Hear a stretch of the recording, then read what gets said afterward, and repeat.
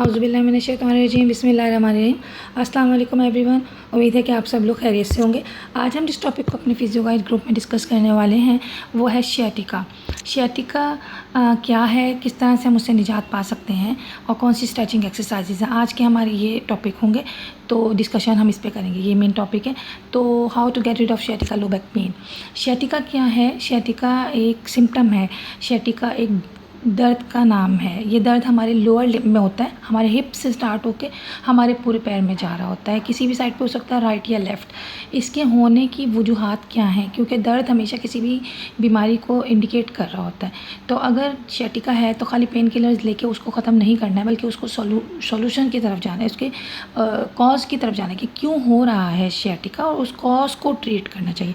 Problem जब बढ़ता है, जब मसाइल जब ज़्यादा हो जाते हैं, जब आपको शियाटिका हो और आप खाली उसको दर्द की दवाएं खा के उसको रोकते रहें तो फिर वो जिस वजह से शियाटिका हो रहा है वो वजह मज़ीद शिद्दत इख्तियार कर लेती है और मसला ज़्यादा बड़ा हो सकता है। तो बेहतर है कि अगर आपके शियाटिका आ रहा है तो उसको सॉल्यूशन की तरफ जाए। क्या क्या वजूहात हैं, किन वजह से हमें शियाटिका हो सकता है?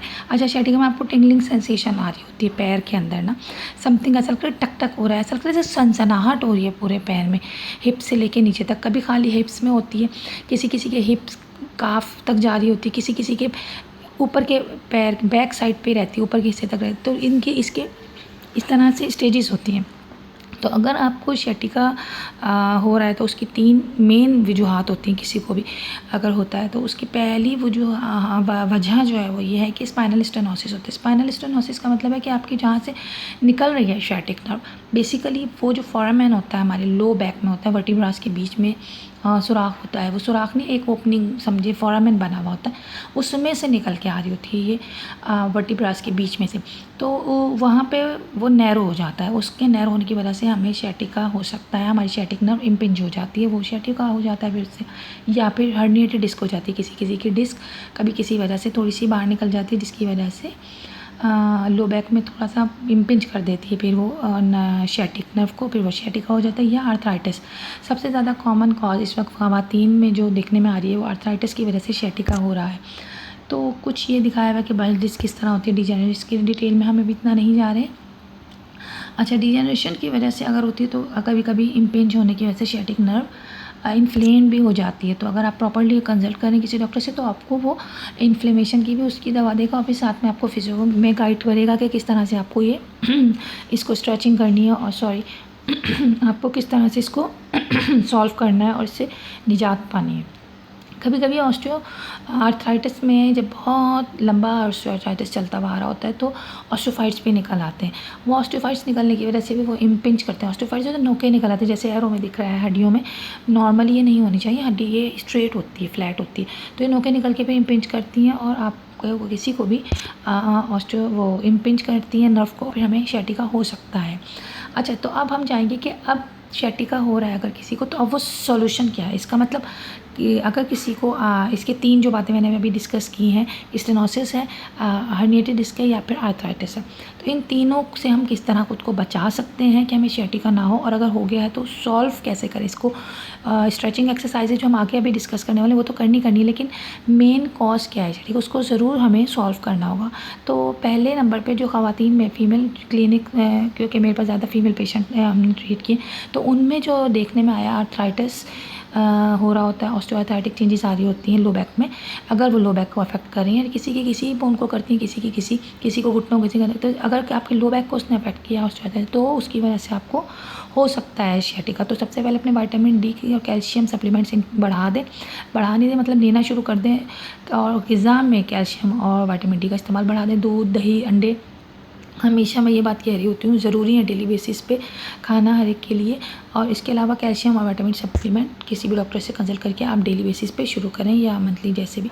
इसके अलावा आपको अपने पोस्चर का ख्याल रखना होगा हमें, कि ये ख्याल रखना होगा कि अगर हमारा कोई काम इस तरह का है कि हम वेट लिफ्ट कर रहे हैं, तो बहुत ख्याल रखना है उसके लिए। बैठना है, फिर वेट उठाना है, और फिर आपको कैरी करना है। मतलब अगर आपने बेंड किया, आपका डेली आपका वर्क रूटीन इस तरह का है, या आप अगर घर पे हैं तो आप हर वक्त शिफ्टिंग का आपको शौक़ है, तो ये तो अवॉइड ही करें, ये तो बिल्कुल करना ही नहीं है। लेकिन अगर कुछ ज़रूरी उठाना है, रखना है, तो कोशिश करें कि जिस तरह टिक लगा हुआ है जिस पिक्चर, उस पिक्चर के तरीके से आप इसको करें कि बैठें उठाएं और फिर आप मूव करें। आप टर्न नहीं करें खुद को। हम अगले वीडियोज़ में इंशाल्लाह डिस्कस करेंगे हमने अपने आप को पोस्चर किस तरह सही करना होगा, हमें किस तरह से फॉलो करना होगा, हम इन बीमारियों से, इन बैक प्रॉब्लम से खुद को बचा सकें। अपने पोस्चर पे अपने हमें तवज्जो देनी होती है तो ताकि हमारी बैक सही रहे। तो ये थोड़ा सा अगर आप वैसे तो अवॉइड ही करें अगर किसी को sciatica है, और अगर नहीं है तो आप इस तरह से खुद को शिफ्ट करनी होगी, कोई भी चीज़ लिफ्ट करनी होगी।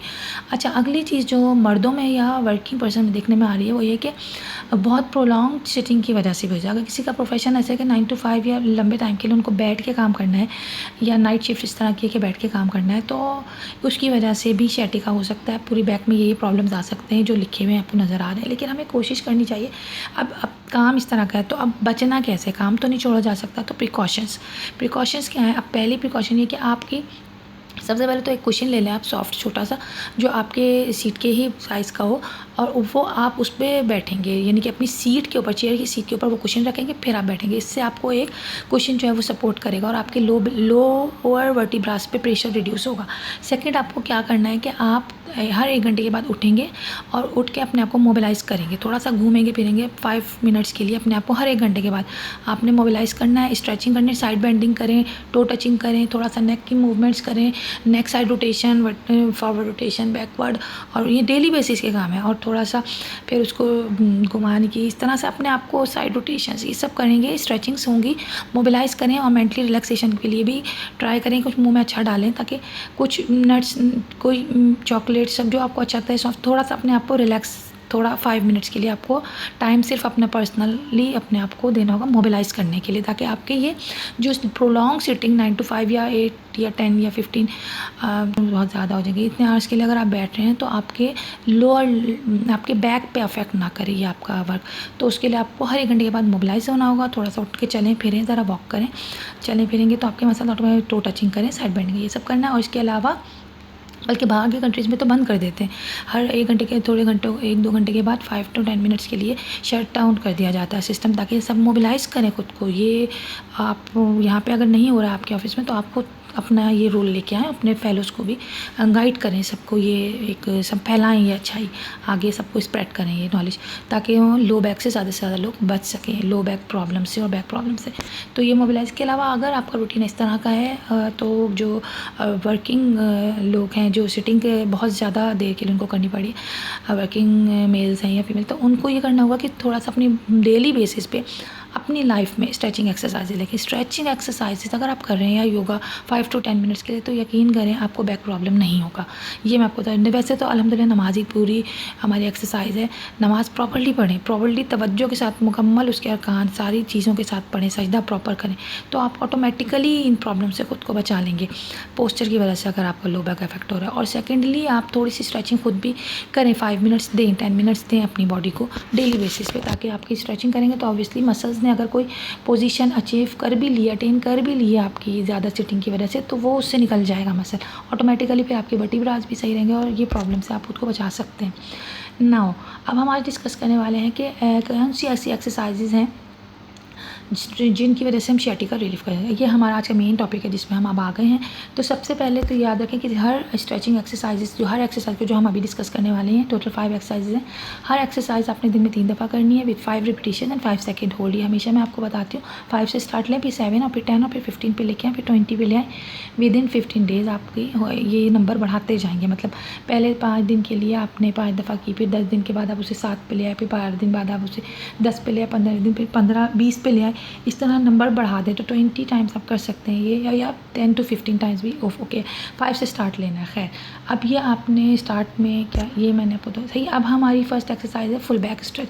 फुल बैक स्ट्रेच में आपने बेसिकली अपने बैक को स्ट्रेच करना है, ये आपके ओवरऑल फुल बैक को स्ट्रेच करेगा। ये पोजीशन आपने लेनी है, कैट की तरह पहले बनना है और फिर अपने हाथों को आगे की तरफ स्ट्रेच करना है, सजदा करना है और अपने हिप्स को पीछे की तरफ लेना है। जिस तरह मैं हमेशा कहती हूँ कि नमाज बेहतरीन एक्सरसाइज है।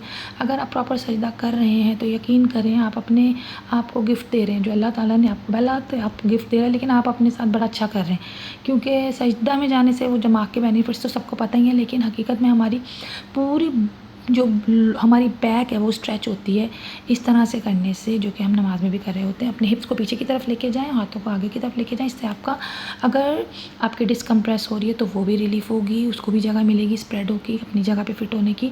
आपके मसल्स अगर टाइट है तो वो रिलीफ़ होंगे, आपकी नर्व ऑर्गन पिंच हो रही है बैक पे तो वो भी रिलीज़ हो जाएगी और आपका दर्द से आप इंशाल्लाह निजात पाएंगे। इसमें आपने जब पीछे लेके जाना है हिप्स को और हाथों को आगे, जैसे नीचे जा रहे हैं, तो फिर आपने 5 सेकंड के लिए होल्ड करना है, फिर आपने दोबारा कैट पोजीशन में आना है, फिर अगेन आपने करना है इस तरह, आपने 5 सेकंड के लिए होल्ड कर, इतनी तेज़ी से नहीं करना जिस तरह से ये पिक्चर में करें, आपको थोड़ा सा 5 सेकंड होल्ड करके फिर ऊपर आना है, फिर 5 सेकंड होल्ड करके फिर दोबारा 5 सेकंड के लिए होल्ड, नीचे जाके होल्ड करना है। तो इस तरह से नेक्स्ट एक्सरसाइज है। अच्छा, 5 टाइम्स ये भी करनी है दिन में 3 दफ़ा। नेक्स्ट एक्सरसाइज है पायरफॉर्म मसल स्ट्रेच, इसको फिगर 4 स्ट्रेच भी कहते हैं। इसमें क्योंकि एक तरह से आप फिगर 4 बना रहे हो तो अपने पैर से। अच्छा देखिए, इसमें अगर आपका राइट लोअर लिम्ब अफेक्टेड है, आपके सीधे हाथ, सीधी साइड के पैर में दर्द हो रहा है, सियाटिका हो रहा है, तो आपने उसी सीधे वाले को ही अपने लेफ़्ट लेग पे रखना है, उल्टे साइड के पैर पे रखना है और फिर आपने उल्टे साइड के पैर को हाथ से यूँ होल्ड करके अपने पेट के करीब लाना है, 5 सेकंड होल्ड करना है, फिर उसे वापस लेके जाना है, रिलैक्स करना है। फिर आपने इसी तरह से खींचना है उसको अपने पेट की तरफ। तो इससे बेसिकली आपका जो राइट साइड का लिम्ब है, जिस तरह से इस पिक्चर में राइट लेग ही रखा हुआ है, राइट लेग को आपके सियाटिका नर्व रिलीज़ होगी, रिलैक्स होगी, स्ट्रेच होगी, तो वो मसल आपका पेन आपका ख़त्म चल हो जाएगा इंशाल्लाह। नेक्स्ट एक्सरसाइज है low back stretch. Low back stretch की आज 2 एक्सरसाइजेज मैं आपसे डिस्कस करूँगी जो सियाटिका के पेशेंट के लिए बड़ी इफेक्टिव होती हैं। पहली तो ये कि आपने इस तरह से किसी भी चेयर पर अपने अपना हाथ को रखना है, हिप्स को पीछे की तरफ खींचना है और अपने आप को नीचे झुकाना है। इस तरह बस इतना ही नीचे जाना है, ज़्यादा नहीं, इतना नीचे जाके हिप्स को बेसिकल काम ये करना है कि पीछे की तरफ स्ट्रेच देना है। तो आपको खुद फील होगा कि आपके लो बैक में एक स्ट्रेच आ रहा है। फिर आपने सीधा हो जाना है स्ट्रेट। फिर आपने दोबारा से यूँ ही इसी पोजीशन में यूँ ही चेयर को होल्ड करके, चेयर पे कोई बैठा हुआ अगर आप चेयर ले रहे हैं, फिर आपने अपने आप को पीछे की तरफ लेके जाना है, हिप्स को पीछे की तरफ स्ट्रेच करना। आपको खुद फील होगा कि आपके लोअर लेग में स्ट्रेच आ रहा है। फिर आपने ये जब 5 सेकंड होल्ड करके फिर आपने सीधा हो जाना है। इस तरह आप ये 5 टाइम्स करें। और ये जो चेयर है कि ऐसे बेहतर मैं जो प्रेफर करती हूँ पेशेंट्स को गाइड करती हूँ लोगों को, जो भी, कि आप लोग अपने घर का जो स्लैब है, अगर आप स्लैब किचन की स्लैब पे कर लें तो बेटर है, अगर आपको सही लग रहा है, या फिर आप डाइनिंग टेबल यूज़ कर सकते हैं इस काम के लिए। ठीक है, तो थोड़ा सा हाइट ऊंची होनी चाहिए, बेसिकली बहुत नीची नहीं होनी चाहिए, ताकि आपको ज़्यादा नहीं जाना है, आपका ये परपेंडिकुलर होना चाहिए ना, इस तरह से होना चाहिए आपका पोजीशन। ज़्यादा, इससे ज़्यादा नीचे जाने की ज़रूरत नहीं, झुकना नहीं है, मतलब सजदे में नहीं जाना है, ये टो टचिंग में नहीं जाना है। तो ये है। तो फिर अपने हिप्स को पीछे की तरफ, तो ये आपका एक लो बैक स्ट्रेच हो गया। सेकेंड लो बैक स्ट्रेच आप लेट के करेंगे, कि लेट के अपने एक साइड के पैर को इस तरह होल्ड करना है और फिर अपने उस पैर को पकड़ के अपने पेट के करीब लाना है, 5 सेकंड का होल्ड करना है और फिर आपने उसे रिलैक्स कर देना है। इसलिए आप दोनों के लिए करेंगे, दोनों पैरों में करेंगे। बेशक कि आपके खाली राइट लेग में ही पेन आ रहा है, फिर भी आप दोनों में करेंगे, लेफ़्ट में भी करेंगे, राइट में भी लेफ़्ट में भी, दोनों पैरों में करनी होगी। एक साथ मैं अवॉइड करती हूँ, मैं पेशेंट्स को मना करती हूँ कि एक साथ ना करें। बेसिकली एक साथ दोनों पैरों को करने में डिस्क बल्जिंग के चांसेस होते हैं। अगर आपके पीछे के मसल पहले ही प्रॉब्लम में है, नर्व पहले ही पिंच है, पेन पहले ही चल रहा है, तो चांसेस होते हैं तो कि डिस्क बल्ज हो जाए। तो बेहतर है कि आप दोनों एक साथ ना करें, एक एक करके करें, ताकि एक एक करके आप सेफ मोड में रहेंगे। ठीक है, चलिए नेक्स्ट एक्सरसाइज, ये भी 5 टाइम करनी है, 5 with 5 second hold. Next exercise cat and camel exercise. Cat and camel exercise में आपने कैट पोजीशन अब लेनी है, से स्टार्ट करना और यूँ कैमल हम बना लेना बैक का। आपको खुद फील होगा कि आपके लो बैक में एकदम एक स्ट्रेच सा आ रहा है। ये इस तरह से आपने, ये एक कैमल बन गया, ये कितना प्यारा हम बना। और स्ट्रेच करना है अपने आप को, इस तरह करेंगे, 5 सेकेंड होल्ड करेंगे, फिर दोबारा कैमल। तो ये एक्सरसाइज करने से भी आपके लो बैक को सियाटिका का पेन जा सकता है, अगर वहाँ पे वो पेन है तो। ये तो अगर इसके अलावा आपको, ये थी हमारी 5 एक्सरसाइजेज सियाटिका से। इसके अलावा अगर आप कोई बात पूछना चाहते हैं तो you can ask any time in comment box, या अगर आप प्रॉपरली ऑनलाइन कंसल्टेशन चाहते हैं तो you can call on this number, आप अपॉइंटमेंट ले सकते हैं। इसके अलावा आपको कोई क्वेरी है तो आप हमारे फिजियो गाइड ग्रुप इस नंबर पे रिक्वेस्ट भेज के ज्वाइन कर सकते हैं और मुझसे किसी भी वक्त आप किसी भी किस्म की कोई अगर फिजियोथेरेपी रिलेटेड प्रॉब्लम है तो पूछ सकते हैं। इंशाल्लाह I will give you my best. तो ये है। तो इसके अलावा अपना बहुत ख्याल रखिएगा। Have a good day, take care of yourself, bye bye, अल्लाह हाफ़िज़।